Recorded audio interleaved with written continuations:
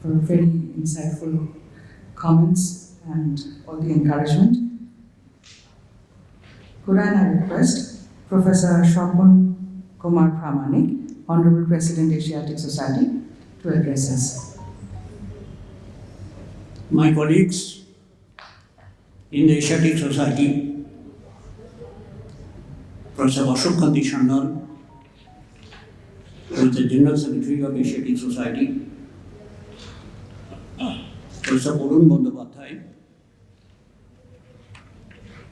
who is the Historical and Archaeological Secretary of Asiatic Society, but also here in this dais, he is present in the capacity of Vice President of the newly formed SHSK.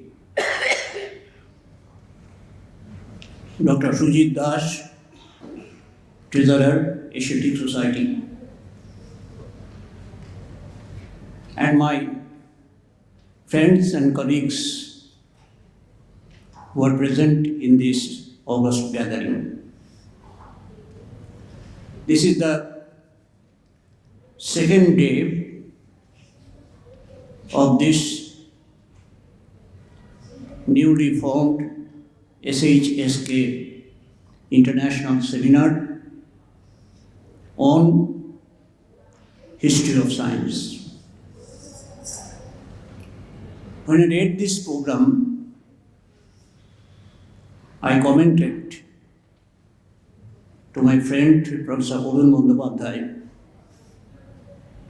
that for a newborn child, it's a very ambitious program. But I immediately amended myself,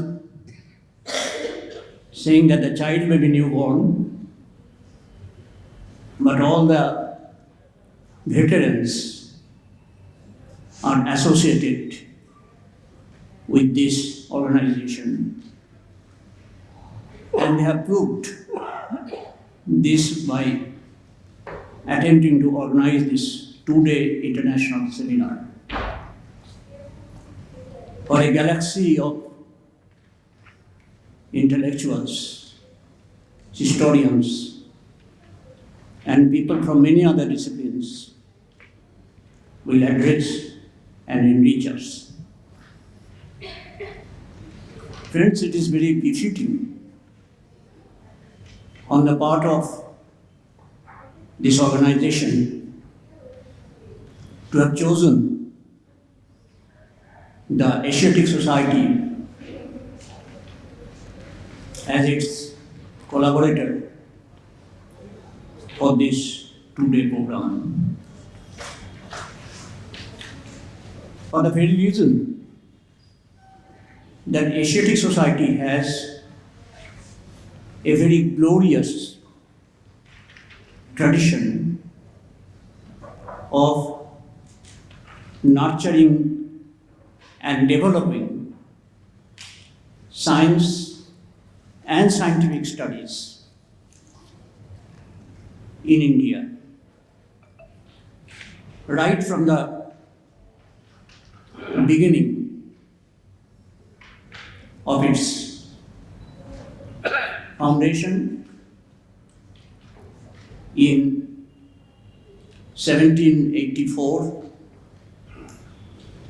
with which Sir William Jones was associated as the proverbial genius. He organized and he had a vision on how this organization will conduct its studies in future. And in the very memorandum of association, which was connected with the origin of Asiatic Society, Sir William Jones declared the bounds of investigation will be the geographical limits of Asia And within these limits, the inquiries will be extended to whatever is performed by man and produced in nature. So, the horizon was very wide. Whatever is performed by man and whatever is produced in nature comes within the ambit of the analytical research of Asiatic society. So friends, what I want to emphasize is, by scientific study, we do not merely mean the Asiatic society has not confined itself to the study of the conventional scientific disciplines like physics, chemistry, botany, zoology, or geography, or geology. But any type of inquiry, rational inquiry, in whatever field of activity of human beings, can be regarded as a scientific inquiry. And in that sense, from the very beginning, the inquiries which have been conducted here in the Asiatic society comes within the scope of the scientific ambit of discussion. In that sense, the Asiatic society has investigated languages, literature, vocabularies, different types of religions, manner and customs, folklore, music, ethnology,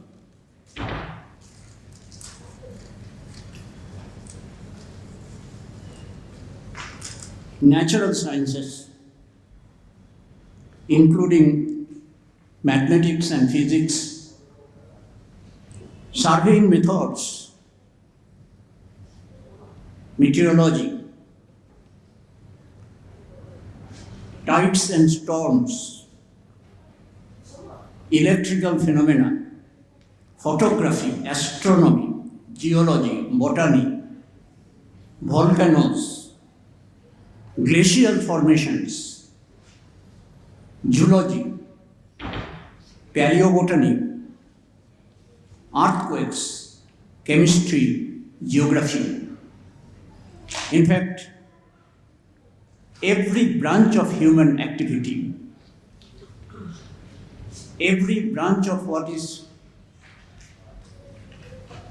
cited in nature, what exists in nature, has come within the scope of inquiry in Asiatic society, and we can call it all these endeavors scientific endeavors. Rajendralal Mitra, who was the first Indian president of Asiatic society, assuming his office in 1885, full 100 years after the formation of the Asiatic society, produced a monumental anthology entitled 100 Years of, the exact title is A Centenary Review of the Asiatic Society. a centenary review of the Asiatic Society. And the researches which were conducted here in various diverse fields of human activity were mostly published in the celebrated journal of the Asiatic Society entitled the Asiatic Researches. And Rajendralal Mitra give us an account of what are the different types of inquiries which have been conducted in Asiatic Society in its first 100 years.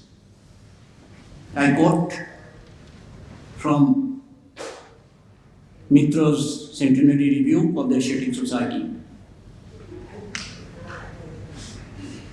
414 essays on antiquities, these are all within quotes.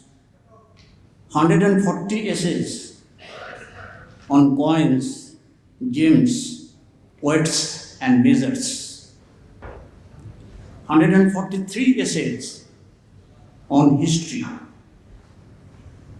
305 essays on languages and literature. And 127 essays on religion, manners and customs. The total number of such writings is 1129, coming just within 100 years of the establishment of Asiatic Society, and all of them, I repeat, come within the ambit of the scientific inquiries conducted in Asiatic Society. So friends, that endeavor is continuing. And if you can name a few of the pathfinders who are engaged in such scientific endeavors in Asiatic Society, we can here mention the name of Alexander Somatikoros, who wrote his Tibetan dictionary. We can mention the name of James Prinsep, who deciphered the Brahmi scripts. We can name H.T. Colebrooke, who studied ancient Indian sciences, the monuments and inscriptions which are there, and all the notable scientific monuments which we find today, including the Ajanta and the Ellora caves. They are all discovered by the scholars who are associated with the Asiatic Society. So this has been the endeavor of Asiatic Society. And needless to say that all the major scientific institutions which we find today in India,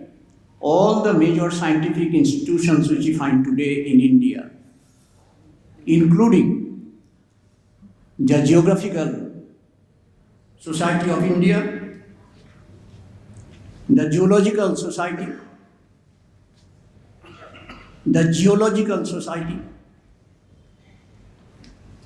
the Botanical Society,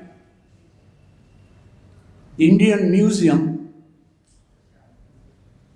Originally, we may mention that the museum objects were all collected within the precincts of the Asiatic Society and started being collected in 1814. But later on, these collected documents and materials proved too many to be accommodated in a single building of Asiatic Society. So a separate building was created in the name of Indian Museum. So you can say that Indian Museum has its foundation in Asiatic Society itself. And the Indian Science Association, that was also formed within the precincts of the Asiatic Society. So these all come within the ambit of scientific inquiry. And in your organization, History of Science in India, I think the scholars will definitely turn their searching lights on these areas. And Asiatic Society will be too happy to collaborate with them in such endeavors. So once again, I congratulate the founders of this young organization to have set their ambition very high, and I wish them all success. I was looking at the available materials in any such organization, whether it is really a new organization in India. And I was surprised to find that some such organization exists outside India. But as far as India is concerned, this is the only organization which has been created. I wish you all success, and I'm looking forward to the deliberations which are being conducted here in this seminar today. Thank you very much.